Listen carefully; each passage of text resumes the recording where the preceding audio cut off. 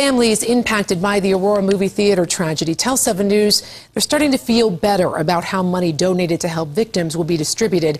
7 News reporter Lance Hernandez learning new details about this process. And Lance, the families had 2 main objectives during this special meeting today.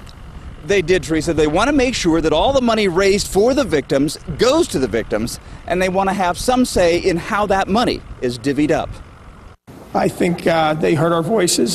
Tom Teves lost his son Alex in the shooting. He says the 720 committee now has the framework to ensure that the victims have a robust voice in the decision-making process. Things need to happen quickly.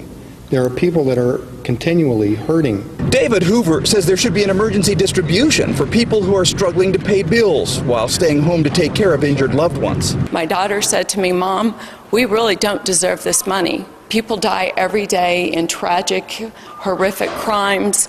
Melissa Cowden's ex-husband Gordon was killed in the theater.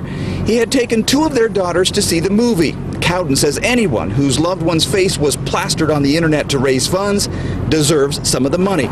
The big question, how much does each victim get? I know that there's been folks that have said that, this is pretty easy, you just divide it up evenly, but honestly, that is just not the best way to do it. So far, $5 million has been raised for the victims. Teves says that's nowhere near enough. He told 7 News that he's asked the committee to work toward making sure anyone who was injured doesn't have to pay medical expenses.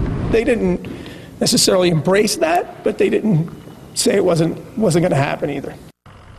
Now, we are told that the 720 Executive Committee hopes to have a distribution plan drawn up in the next 30 to 45 days. The decision, we are told, must be unanimous. Now, since a victim will be named to that committee, the victims will essentially have veto authority over that decision. And if there is a veto, we are told it will go back to the Resource Committee, which will then start from scratch.